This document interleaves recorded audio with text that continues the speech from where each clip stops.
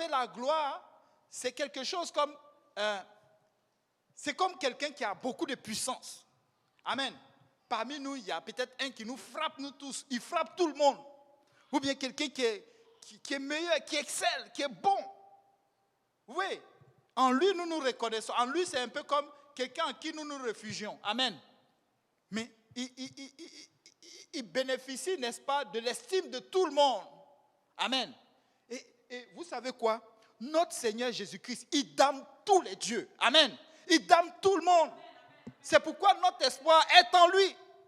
Si nous voulons cette vie éternelle-là, si nous voulons, n'est-ce pas, aller chez Dieu, il n'y a que Jésus-Christ. Amen.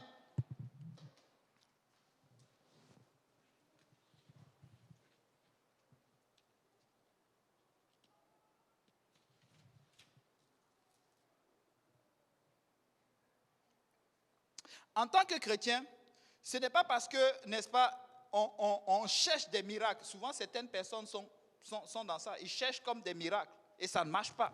Et souvent, ça ne vient pas. Peut-être ils prient pour une maladie, pour qu'une maladie parte. Ils prient pour que peut-être, je ne sais pas moi, pour avoir quelque chose, n'est-ce pas, de naturel. Et puis bon, cela n'arrive pas ou ça met du temps, n'est-ce pas? Et puis croire que bon, la gloire de Dieu n'est pas, n'est-ce pas, dans cette église. Ou bien la gloire de Dieu n'est pas dans la direction que je suis en train de prendre. Je suis en train je ne sais pas, c'est quoi encore le mot? Oh, chaque fois je me perds. Oui, la gloire de Dieu n'est pas dans la direction dans laquelle je suis en train de marcher. Et ça me prend d'aller chercher quelque chose d'autre. Ça me prend, n'est-ce pas, d'aller voir, n'est-ce pas, si on croit, parce que je sais qu'on dit que quand je crois, beaucoup de miracles vont arriver dans ma vie. Beaucoup de choses vont marcher. Si je demande un jus, totalement, je dors et puis le jus verse dans ma bouche. Si je demande une belle robe, mais c'est sûr que ça va être à ma porte et puis je vais l'avoir. Ou bien de l'argent va tomber du ciel. Ou je vais avoir un bon boulot. Si j'ai pris pour prendre la place de mon patron et puis directement demain matin on le vit et puis moi je suis là. Non, ce n'est pas ça. Ce n'est pas ça. La gloire, c'est les choses à venir. C'est pourquoi nous devons avoir de l'espérance. C'est pourquoi notre foi doit être posée sur Jésus pour les choses à venir. Vous savez, les choses à venir, c'est pour l'éternité. Tantôt, Yannick parlait, n'est-ce pas? Il disait le ciel, c'était quoi? On parle de quoi? Des pavés d'or. Waouh! Pavés d'or. Tout dernièrement, j'ai vu dans le journal, on dit, je ne sais pas si c'est 2 onces d'or. Costco a commencé à vendre 2 grammes d'or, ou je ne sais pas c'est quoi là. Les gens, c'est quoi, à $2700, je ne sais pas quoi, de pièces, je ne sais pas quoi, quelque chose comme ça. C'est pratiquement fini. C'est comme si les gens sont à la course de l'or. Pour faire quoi, je ne sais pas. Parfois, je suis là et puis dans ma tête, je me dis, peut-être qu'un jour, je vais essayer de... Si j'ai beaucoup d'argent, on ne sait jamais. C'est permis de rêver, vous voyez. Si j'ai beaucoup d'argent, je vais bâtir une église où même le sol est en or. Pour que les gens commencent à se préparer dans leur cœur, comment ils vont marcher sur l'or. Vous voyez, wouh, l'or, mince, pavé d'or, mince. Mais bon, vous savez, même si on bâtit une église en or comme ça, on ne va jamais être en paix. Parce qu'on sera toujours poursuivi par les bandits et puis tout ça. Il faut encore protéger cette église. Amen. Il faut payer encore cher pour ça. Alléluia. C'est pourquoi c'est au ciel. Amen. Là-bas, n'importe qui ne peut pas l'atteindre. Amen. Alléluia. Il faut que nous espérons. Alléluia. Il faut que nous allons voir cela. Amen. Alléluia. Oh Seigneur, merci Seigneur. C'est pourquoi le chrétien, n'est-ce pas, persévère. C'est pourquoi nous endurons tout ceci. C'est pourquoi nous supportons toutes les privations. C'est pourquoi nous supportons toutes les moqueries. C'est pourquoi nous supportons, n'est-ce pas, les railleries de nos parents, les railleries de tous ceux qui... Pourquoi? Parce qu'ils ne comprennent pas. Ils ne comprennent pas. Ils ne peuvent pas comprendre. Quand quelqu'un a l'esprit a encore l'esprit humain, c'est difficile de comprendre. Toi qui vis dans le spirituel, il va te persécuter parce qu'il ne comprend pas. Ce n'est pas compréhensible pour lui. Et souvent, tu vas penser que non, c'est seulement les gens du monde qui te persécutent. Aujourd'hui, les chrétiens sont persécutés même par leurs propres chrétiens, par leurs propres frères chrétiens, soi-disant des gens qui attendent aussi le retour du Seigneur. Au temps de Paul, mais c'était grave. La persécution était partout. Amen. La persécution était partout. Les gens croyaient, même Paul lui-même persécutait aussi ces chrétiens-là. Parce qu'il croyait que les gens étaient, n'est-ce pas, ils étaient c'est quoi le mot là? Des hérésies. C'est des gens qui blasphèment, des gens qui, n'est-ce pas, qui veulent aller contre, n'est-ce pas, la parole de Dieu. Des gens qui étaient contre Dieu, qui sortaient une nouvelle doctrine, donc il les persécutait. Mais non, ce n'était pas ça. Dans 1 Thessaloniciens chapitre 4, verset 13 à 14. Verset 13 à 17. 1 Thessaloniciens chapitre 4, verset 13 à 17. Nous ne voulons pas, frères, que vous soyez dans l'ignorance au sujet de ceux qui dorment, afin que vous ne vous afflichiez pas comme les autres qui n'ont point d'espérance. Car si nous croyons que Jésus est mort et qu'il est ressuscité, croyons aussi que Dieu ramènera par Jésus et avec lui ceux qui sont morts. Voici en effet ce que nous vous déclarons d'après la parole du Seigneur. Nous, les vivants restés pour l'avènement du Seigneur, nous ne dévancerons pas ceux qui sont morts. Car le Seigneur lui-même a un signal donné à la voix d'un archange et au son de la trompette de Dieu, descendra du ciel, et les morts en Christ ressusciteront premièrement. Ensuite, nous les vivants qui serons restés, nous serons tous ensemble enlevés avec eux sur des nuées à la rencontre du Seigneur dans les airs, et ainsi nous serons toujours avec le Seigneur. Consolez-vous donc les uns les autres par ces paroles. Merci Seigneur, merci ma soeur. Mais vous savez quoi? Le Seigneur ne veut pas que nous soyons des ignorants. Amen. Le Seigneur ne veut pas que nous soyons, n'est-ce pas, découragés par la situation actuelle. Si vous regardez, quand Paul écrit, je disais tantôt que quand Paul écrit ses écritures, il écrivait ses lettres, n'est-ce pas, pour adresser aux Thessaloniciens, c'était pour les fortifier. Pourquoi? Parce qu'ils étaient totalement découragés. Ils étaient peut-être dans une situation où vraiment c'était un peu le chaos. Pourquoi? Parce que les chrétiens, les premiers chrétiens étaient vraiment persécutés. Et quand on parle des persécutions, ce n'est pas les persécutions que nous avons maintenant.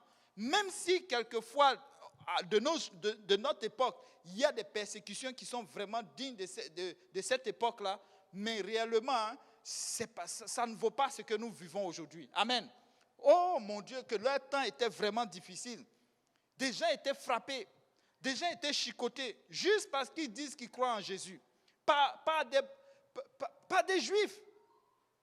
Si c'était les Romains seulement, d'accord, on allait comprendre. Mais pas des Juifs. Oui, pas eux. Et la bonne personne bien placée pour le dire, c'était Paul. Parce que lui-même, il a persécuté jusqu'à tuer des gens. Amen. Oui. Il était même en route pour aller persécuter certains et il a été frappé. Amen, par le Seigneur. Donc, il ne veut pas que ses frères se découragent. Il ne veut pas que, par une situation quelconque, n'est-ce pas, je ne sais pas, ils vivent une situation difficile, n'est-ce pas, qui se découragent et qui décrochent de la chrétienté. Mais il veut plutôt, n'est-ce pas, qu'ils résistent. Amen. Parce que, vous savez, quand un chrétien relâche, c'est comme si le monde a beaucoup plus à donner que ce que le Seigneur veut donner. Amen. C'est comme son espoir. Au fait, le but de son espoir est reposé sur ce monde. Amen. Mais notre espoir n'est pas dans ce monde. Vous savez, quel que soit le building, quelle que soit la nature des choses que tu auras dans ce monde, ça ne pourra pas te donner l'éternité avec Jésus. Amen. Et ça prend Jésus. Amen. Ça prend que nous endurons. Certains d'entre nous iront en prison. Certains d'entre nous seront chicotés. Vous avez vu un peu les persécutions en Inde, au Pakistan? Il y a des chrétiens qui sont privés de leurs droits parce qu'un certain est venu au pouvoir. On met même des murs et des barrières. Tout ce qu'ils peuvent faire comme boulot, c'est de nettoyer, n'est-ce pas, les égouts. Privés de leurs droits. On fait une manifestation, les gens vont mettre de la sécurité autour d'eux pour ne pas que les touristes aillent dans cet endroit-là. Pourquoi? Parce qu'ils sont considérés comme des rebelles. Et c'est des chrétiens. De nos jours, j'ai été même étonné de voir que tout dernièrement en Irak, il y a eu un incendie dans un mariage. Et c'était dans une ville chrétienne. Je ne sais pas si ce sont des catholiques ou bien quoi. Mais j'étais même étonné. J'ai dit, mais waouh, avec tout ce qui s'est passé, il y a encore une ville chrétienne. Il y a des gens qui vivent leur chrétienté là. Mais non, c'est incroyable. Mais c'est ça. Parce que les chrétiens, je vous le dis, nous sommes les plus persécutés aujourd'hui. Oui. Et Paul écrit ces choses, n'est-ce pas, pour les fortifier, pour les encourager. Vous savez pourquoi il écrit? Parce que Paul a su, Paul, n'est-ce pas, étant vraiment grandi dans la foi, il a su que Dieu veille sur sa parole. Amen. Notre Dieu n'est pas un humain, n'est pas un fils d'humain, n'est-ce pas, pour se repentir ou bien pour, n'est-ce pas, manquer à son engagement, pour manquer, n'est-ce pas, ce qu'il a promis. La Bible nous dit que Dieu veille sur sa parole pour qu'elle s'exécute à son temps. Amen. Ésaïe 55, verset 11.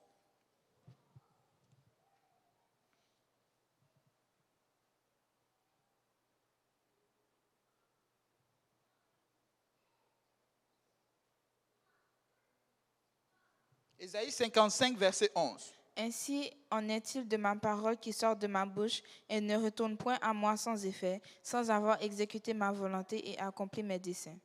Amen. Ainsi en est-il de ma parole. Relis encore, ma soeur. Tu as été trop vite. Ainsi en est-il de ma parole qui sort de ma bouche et ne retourne point à moi sans effet, sans avoir exécuté ma volonté et accompli mes desseins. Sans avoir quoi? Accompli mes desseins. Elle ne sort pas de ma bouche et ne retourne pas à moi sans avoir accompli ses desseins. Est-ce que c'est Dieu qui dit cela? C'est oui, c'est Dieu qui le dit. C'est Dieu qui l'a dit. Alors, il dit, dans le verset 14, il dit, car si nous croyons que Jésus est mort et qu'il est ressuscité, croyons aussi que Dieu ramènera Jésus avec lui, ceux qui sont morts. Ceux qui sont morts. Ceux qui sont morts. Voici en effet ce que nous déclarons, d'après la parole du Seigneur. Nous les vivants, restés pour l'avènement du Seigneur, nous ne devancerons pas ceux qui sont morts. Donc, Dieu ne va pas venir nous prendre, nous qui sommes encore là. Si aujourd'hui le Seigneur arrive, il ne va pas, ne croyons pas que nous allons aller les premiers. Mais il y aura certains qui vont aller, qui vont sortir les premiers. Amen. Car le Seigneur lui-même a un signal donné à la voix d'un archange, au son de la trompette de Dieu, descendra du ciel et les morts en Christ ressusciteront les premièrement. Donc, souvent certaines personnes ont peur. Amen. Souvent certaines personnes ont peur. Oui, Paul est mort il y a 2000 ans. Nous sommes encore là. Tu parles de Paul. Paul a dit aux gens d'espérer. Il est parti, Jésus n'est pas venu. Et nous sommes encore là. Et nous parlons encore de Paul, nous parlons encore de persévérer. Mais vous savez quoi? Il y a des prophéties de la Bible qui se sont réalisées, que le prophète a prophétisé il y a 5000 ans. Il y a dit 5000 ans. 5 siècles auparavant, mais qui s'est réalisé au temps de Paul.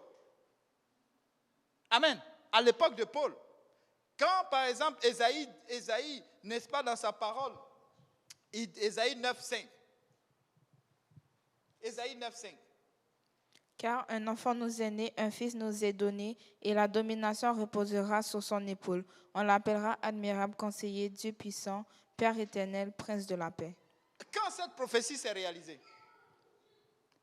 Amen. Amen. Est-ce qu'on me suit? Quand cette prophétie s'est réalisée, ce n'était pas long de Paul. Amen. En fait, on est en train de parler de Jésus. Alléluia. On parle de la venue de la Vierge qui sera enceinte. Une femme vierge sera enceinte. Ça, c'est le courant de Paul. Amen. Elle s'est réalisée. Mais tu lis Ésaïe. Ésaïe, c'est combien d'années avant Paul? 5 siècles. Ou bien 400 ans. Bon, 400 et quelques, 400. C'est combien de siècles? 4 siècles. À peu près 5 siècles. C'est beaucoup longtemps. Si tu as enterré quelqu'un, son os même n'est plus dans le sol. Amen. Mais ça s'est réalisé pareil. Et vous croyez que ce que nous sommes en train de vivre là ne va pas se réaliser? Si, ça va se réaliser. Quand on dit le Seigneur revient bientôt, le Seigneur revient bientôt. Amen. Alléluia. Donc ne lâchons pas.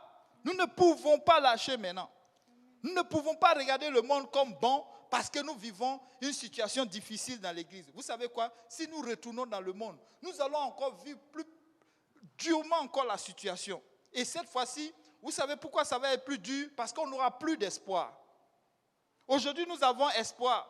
Nous disons que celui qui dit qu'il est le maître de toutes choses, qui a bâti toutes choses, va nous donner quelque chose. Nous ouvre une porte plus intéressante.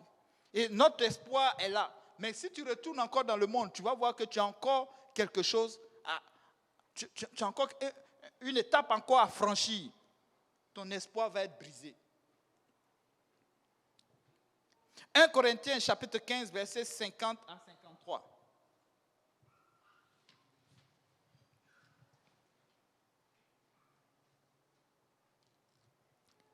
Ce que je dis, frère, c'est que la chair et le sang ne peuvent hériter le royaume de Dieu. Amen. Arrête-toi un peu, ma soeur. Tu es rapide. Mais c'est bon. Il dit quoi? Il dit que la chair et le sang ne peuvent hériter le royaume de Dieu. Voilà le problème. Et tous chrétiens doivent savoir ça.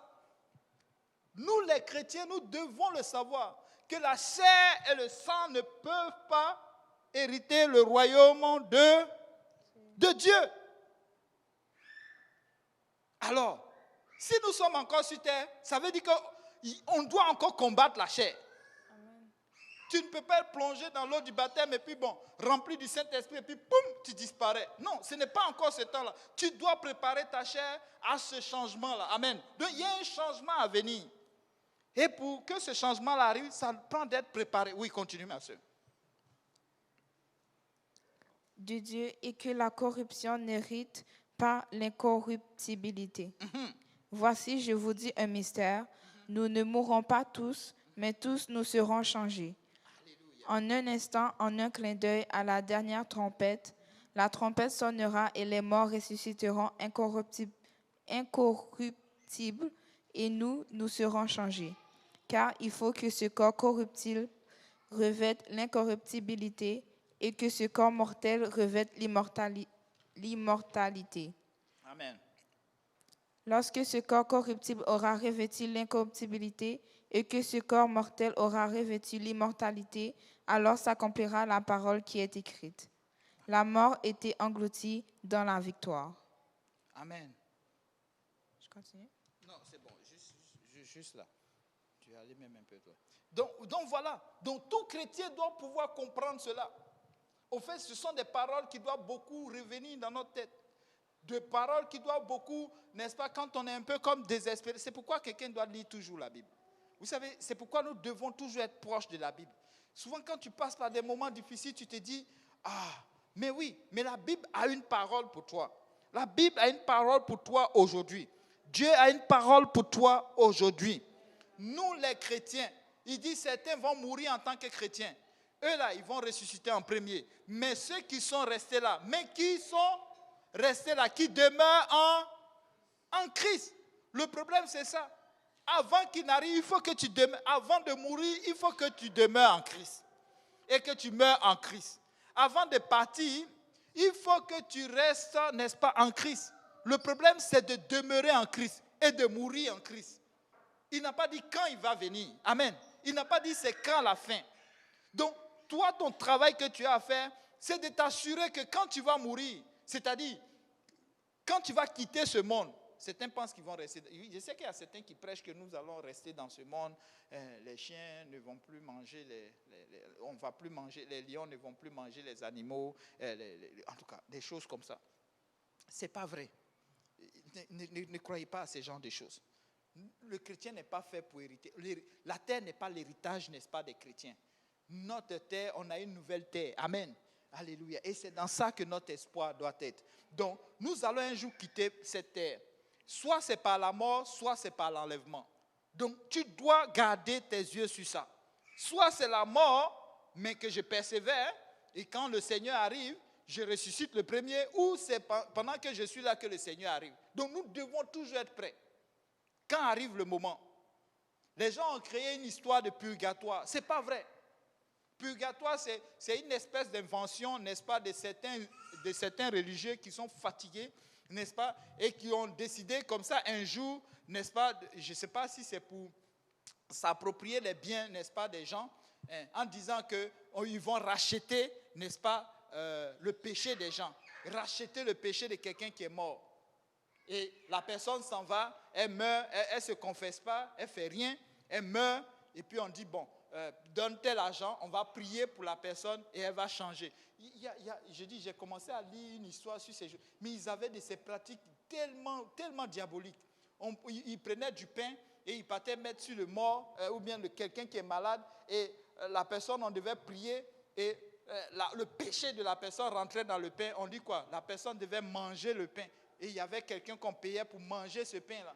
Et de ce fait qu'il mange ce pain, il prend le péché de la personne et la personne meurt dignement. Non, ça c'est se racheter une conscience. C'est terrible ce que les gens faisaient faire aux gens. Et ça c'est parce que les gens étaient dans l'ignorance. Dieu merci pour l'écriture. Oui, aujourd'hui, je disais à certaines personnes, parce qu'avant je me posais beaucoup de questions, pourquoi il y a plein de fresques, surtout dans les premières églises que je visitais. Au fait, c'est parce que le peuple était ignorant. Le peuple ne savait pas lire. Et la seule façon de pouvoir faire connaître, n'est-ce pas, l'évangile à ces gens, c'était par les dessins. C'était plus facile. Avec les images, on comprend plus rapidement. Mais quelle sorte d'image? C'est pourquoi vous allez trouver dans beaucoup d'églises, ils ont laissé beaucoup de fresques. Parce qu'avant, les gens, ce n'est pas tout le monde qui lisait. Amen. Ce n'est pas tout le monde qui lisait. Mais aujourd'hui, on n'a plus besoin de ces fresques-là. Les gens peuvent lire la Bible. Partout. Sur les tablettes, sur les téléphones, un ordinateur. Tout. Tout est là pour que tu puisses lire. Il y a les écoles gratuites. Ça, au moins, tu peux t'investir. Amen. Aller à l'école pour pouvoir lire. Des gens font des efforts partout dans le monde, n'est-ce pas? Les gens font les efforts pour connaître la parole. C'est pourquoi, quand nous connaissons la vérité, même si quelqu'un ne sait pas lire, nous devons demeurer dans la vérité. Amen. Pour que la personne ait l'instruction. Amen. C'est pourquoi ici, vous allez voir tout le monde, on va pousser tout le monde à enseigner. Amen. Études bibliques, tout. Pourquoi? Parce que plus tu enseignes, plus tu enseignes. Plus tu gardes, n'est-ce pas? Tu te gardes éveillé. Amen. Alléluia. Le Seigneur revient bientôt. Le Seigneur revient bientôt. Donc, Paul était en train de vraiment fortifier, n'est-ce pas, ces chrétiens-là, à ne pas se laisser attendrir, ne pas se laisser aller, n'est-ce pas, par les persécutions du moment, par les situations, surtout la distraction. C'est tellement de notre temps. 2 Pierre chapitre 3, verset 9. On a 2 écritures à lire et puis on a fini. Le Seigneur ne tarde pas dans l'accomplissement de la promesse, comme quelques-uns le croient, mais il use de patience envers vous, ne voulant pas qu'aucun périsse, mais voulant que tous arrivent à la repentance. Voilà le problème. Voilà la situation. Le Seigneur prend son temps pour que quoi? Pour que personne ne périsse. Mais Dieu accomplit sa parole. Quand il dit qu'il va détruire les méchants, c'est la vérité. Vous allez voir, bientôt, nous n'allons plus voir de tout ceci. Quand le Seigneur viendra, il va les écraser tous. Tous ces politiciens, ces gens qui lancent des courants, n'est-ce pas, de rendre, n'est-ce pas, toute la population à un courant de pensée qu'on ne comprend pas. Les politiques du genre, les genrés, les gays, les lesbiennes, je vais dire, attaquez-moi, ce n'est pas grave. Le sang de Jésus est sur moi et ma famille. Les genrés, j'ai dit, le Seigneur Jésus-Christ va vous écraser. Nous n'allons pas accepter cette politique-là, ni dans la maison de Dieu, ni partout, ni dans nos maisons. Non, non, les avortements, les cliniques d'avortement, les encourageurs, les politiques, les lois qu'ils décident dans leur bureau là-bas, n'est-ce pas? Enfin, je suis même étonné que des politiciens se lèvent aujourd'hui et puis disent, oh non, ben, au fait, nous sommes dans une situation un peu comme improbable. Bon, on va nommer un groupe de sages pour réfléchir sur l'affaire de faut-il livrer nos enfants, n'est-ce pas, à cette affaire politique des sages, des conseillers des sages. Maintenant, tout le monde se pose la question, qui sont ceux qui vont faire partie de ce groupe des sages? Est-ce qu'il faut rêver? Est-ce qu'il faut qu'on nous lave les yeux pour qu'on se réveille? Ou bien on a fini d'être être humain pour savoir que dans un établissement, toi tu as grandi dans un établissement, tes parents eux-mêmes sont allés, n'est-ce pas, ils t'ont instruit qu'il n'y a que deux gens, soit tu es une femme, soit tu es un homme. Mais aujourd'hui tu veux réfléchir pour savoir qui est la vérité. Tes enfants vont t'apprendre c'est quoi la vérité. Il y a un problème. Vous savez, ma femme m'a dit un jour, elle me disait, vous savez, c'est pourquoi le Seigneur, comment on peut laisser des enfants grandir et puis après ils vont choisir leur sexe? Ça, c'est totalement diabolique. Ma femme m'a dit un jour, c'est pourquoi le Seigneur ne voulait pas que les gens soient dans la confusion. C'est pourquoi quand il a fait Adam et Ève, il les a fait grands. Mais oui, il les a fait grands. Nous ne voulons pas être... C'est tout ceci. Et tu es là, tu comme... Oh, mais où je vais mettre mes enfants?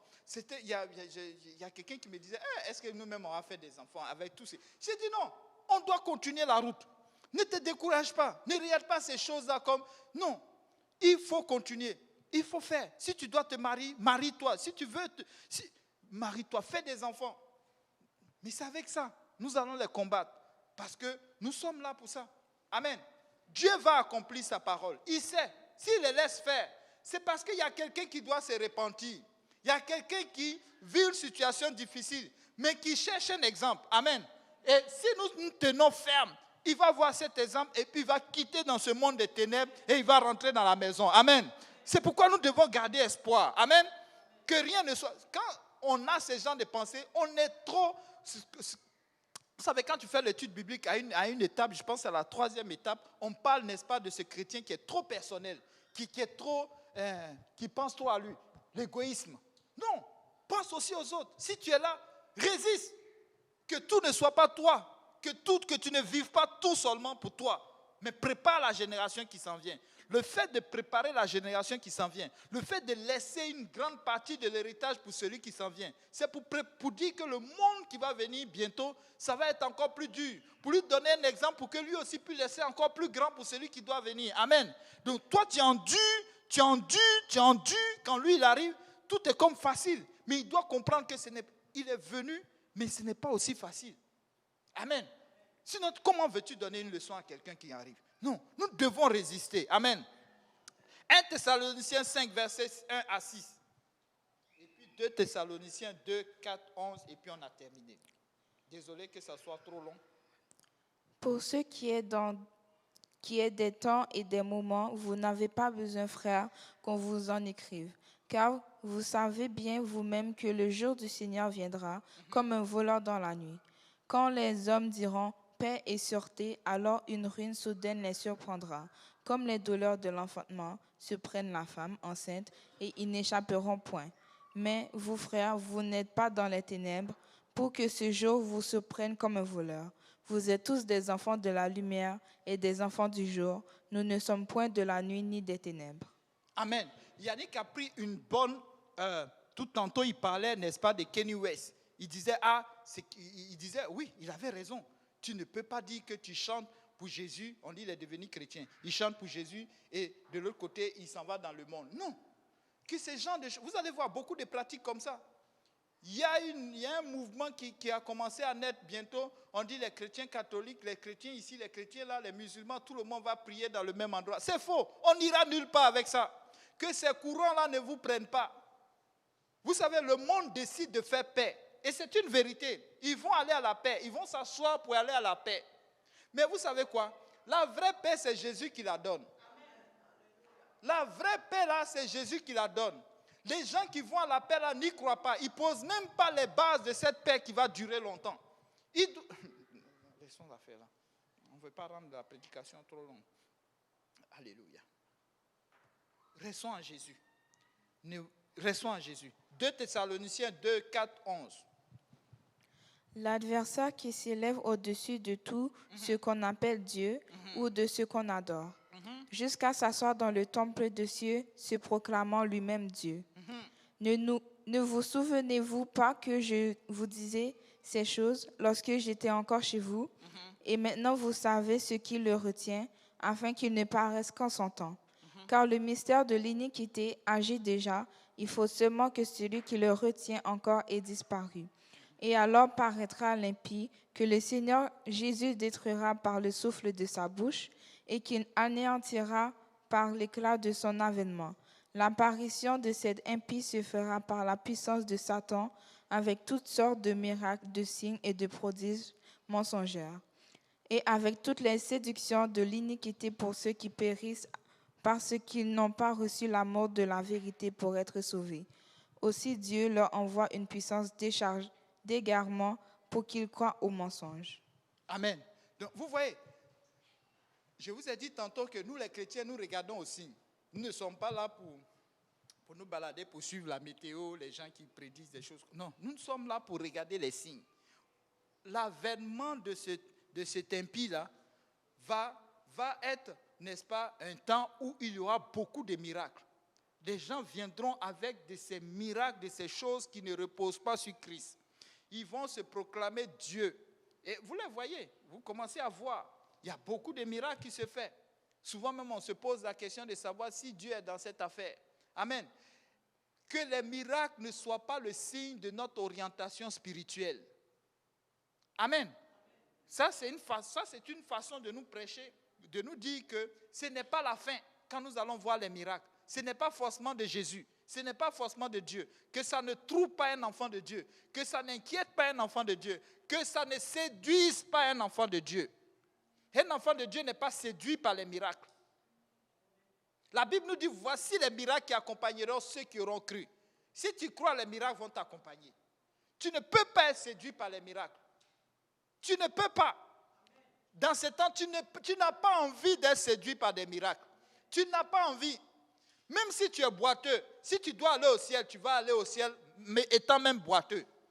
Si tu es sourd, tu vas aller au ciel, n'est-ce pas, étant même sourd. Amen. Il est mieux pour toi. Il est mieux pour nous. Si tu es célibataire, il est mieux que tu ailles au ciel étant célibataire que d'être marié et puis aller en enfer. Amen. Il est mieux pour toi par ce temps qui court. Les frères et sœurs, c'est vrai, peut-être ma prédication est longue, mais sachez que les temps sont mauvais. Et les gens ont un agenda. Un jour, quelqu'un disait, et si vous suivez le politique, vous allez voir. Un politicien disait que l'ordre mondial s'en vient. Ils ont déjà tout préparé. Tout est prêt. Et ils vont le mettre en marche. Cette paix mondiale va être vraiment réelle. Vous voyez les guerres qui se passent à gauche et à droite, c'est pour préparer cette paix-là. Amen. Nous, chrétiens, nous ne pouvons pas nous ne pouvons pas jouer à gauche et à droite, à sortir de l'église et à rentrer quand on veut, à faire un peu ici, à faire un peu par là. Non, non, on ne peut pas faire cela. On ne peut pas. Parce que vous savez quoi? Le monde nous regarde.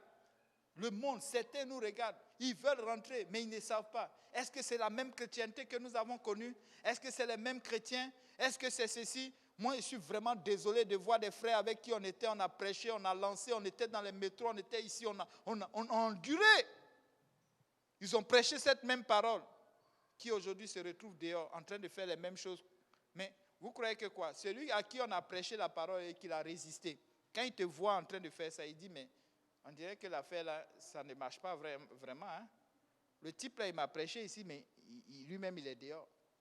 Quand il va le voir, vous savez ce qu'il dit? En fait, même, il faut bien comprendre. Je n'avais pas tout compris. Ce sont ces paroles-là qui vont lui donner. Non. La chrétienté, elle est réelle. Nous ne sommes pas dans la chrétienté pour faire un show. Nous ne sommes pas dans la chrétienté, n'est-ce pas, pour faire plaisir à quelqu'un. Nous sommes là parce que nous avons une espérance. Notre espoir est sur Jésus. Amen. Notre espoir est sur Jésus. Quand nous sommes là, nous martelons, nous disons lisez la Bible. Lisez la Bible, ce n'est pas pour rien. Nous savons, n'est-ce pas, que le Seigneur revient bientôt.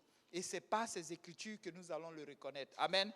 Quand Jean monte au ciel, il voit Jésus, mais il voit, le Seigneur lui montre des signes.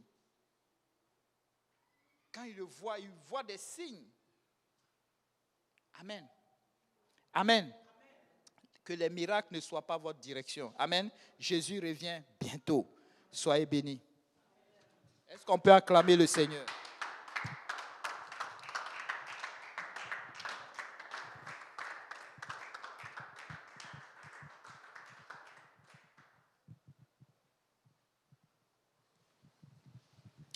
Alléluia. Amen.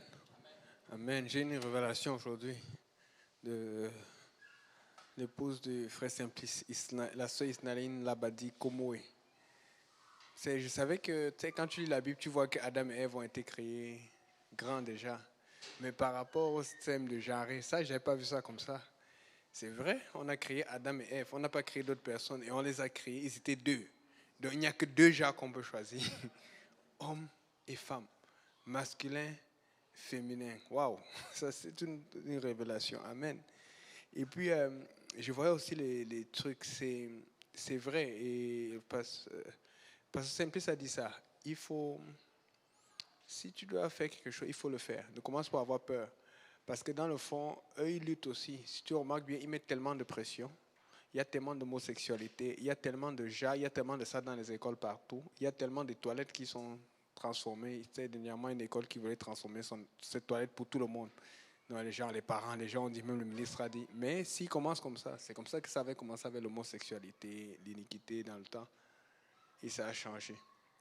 Donc, c'est juste une question de temps. Donc, c'est ça qui fait à ce que même se marier, maintenant, c'est devenu difficile. Parce qu'il y a un esprit qui lutte contre le mariage. Il y a un esprit qui fait à ce que tout le monde, dès qu'il se marie, même maintenant, il commence à dire, on va avoir 4 enfants, ou on va avoir 2, on arrête. Dieu a dit, remplissez la terre, multipliez-vous. Amen. Je n'avais pas dit que si tu planifies avec ton mari et ta femme d'avoir 4 enfants, le pasteur Yannick a dit que non. Non. Mais je vais dire cet esprit qui met la pression que non, il faut contrôler les naissances. Il faut contrôler comme cela. On n'est pas prêt. Il y a des gens qui avortent qui disent que ce n'est pas le temps qu'ils devaient accoucher. C'est comme ça qu'ils pensent. Et ça met tellement de pression que demandez au frère Simplice. Frère Simplice, à quelle année vous êtes marié? 2016, 2017? 2019. Mais en 2014, il y avait beaucoup, pasteur Lionel, pasteur Abou, beaucoup. 2015, 2016. Mais on voit, il y en a toujours, mais ça diminue. C'est comme, ça ne veut pas dire que Dieu ne veut pas le mariage, c'est juste que l'effort doit être plus pour les âmes. Est-ce que vous avez pensé à ces gens qui sont en Égypte, là où il y a les églises mémonites? Est-ce que vous avez pensé à ces gens qui sont dans les pays arabes? Eux, leur problème n'est pas le mariage. La plupart qui souffrent, leur problème c'est d'avoir la liberté de servir le Seigneur Jésus. Leur problème en Irak et ailleurs, c'est d'avoir la liberté de ne pas être persécuté au Pakistan, d'avoir cette liberté que nous avons ici. Amen. Donc, ça veut dire que ce n'est pas mal, c'est mal de penser, c'est bien de penser à ces choses, mais ce qui se passe, c'est que nous, on pense à ces choses d'une façon simple. On ne comprend pas qu'en fait, Dieu ouvre la voie quand tu commences à mettre toutes les affaires de Dieu en avant. Donc, fait que même si tu veux te marier, même si tu veux investir financièrement, même si tu veux faire quelque chose, tu veux prendre une décision, assure-toi que ça fasse avancer l'œuvre de Dieu. Tu vas voir, ça va devenir facile. C'est parce que nous calculons pour dire, ok, mes parents vont voir ça, mes amis vont voir cela. On ne fonctionne pas comme le monde, on fonctionne comme le royaume. Quand tu fonctionnes en fonction du royaume, les choses changent. Nous sommes égoïstes et nous cassons nos pensées, nos projets dans le cœur. Et Dieu les voit et dit, ça ne va pas marcher. Quand tu vas commencer à changer tes projets, quand tu vas commencer à changer ta vision, ta façon de voir et à t'ajuster à la vision de Dieu, au-delà de toute la pression, au-delà de tous les événements, de tous ceux qui vont te critiquer, tu vas voir comment Dieu va changer ta situation. Amen. Nous avons un monde qui va à la perdition. Et nous savons que le Seigneur revient bientôt. Amen. Nous savons que le Seigneur revient bientôt.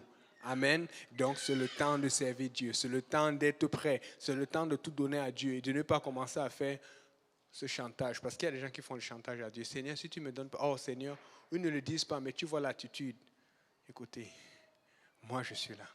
Que j'ai, que je n'ai pas, je suis là. Amen. Prions Dieu, Seigneur Jésus, nous prions que ta main soit sur nous, que tu nous fortifies, Seigneur. Que nous n'ayons pas, que nous sachions que juste te connaître, juste avoir ton Esprit Saint qui nous remplit, qui nous dirige, qui nous fortifie, que nous bénisse, Seigneur, est une grâce, Seigneur, est une grâce, Seigneur. Nous prions que ta main soit avec nous. Père éternel, ouvre nos yeux, ouvre nos cœurs afin que nous puissions distinguer le bien du mal. Nous distinguions, Seigneur Jésus, la bonne voie de la mauvaise voie, Seigneur. Nous avons tant de directions, tant de pensées, tant de rêves qui sont légitimes.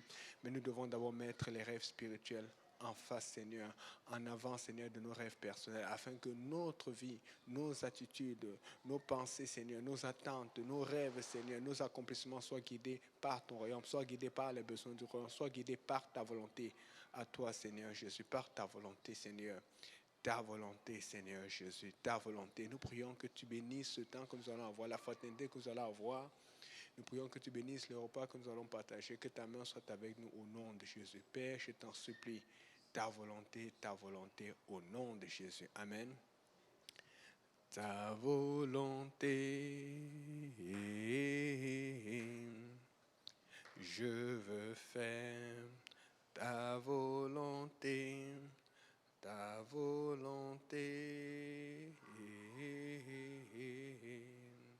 Je veux faire ta volonté, ta volonté. Je veux faire ta volonté. Quelqu'un dit ta volonté, ta volonté. Je veux faire ta volonté, ta volonté. Je veux faire ta volonté, ta volonté. Je veux faire ta volonté, ta volonté. Je veux faire ta volonté, ta direction, ta direction. Oh, oh, oh, oh, je veux voir ta direction, ta direction. Oh, oh, oh, oh, oh. Je veux voir ta direction, ta direction. Oh, oh, oh, oh, oh. Je veux voir ta direction, ta volonté, ta volonté. Je veux faire ta volonté. Est-ce qu'on peut battre des mains pour le Seigneur? Seigneur, gloire à toi, Seigneur, papa, guide-nous. Et que nous fissions ta volonté, et rien que ta volonté, Seigneur. Donne-nous la force, Seigneur, de mettre nos attentes de côté et de passer à toi, Seigneur, au nom de Jésus. Que Dieu vous bénisse et bonne suite du service au nom de Jésus.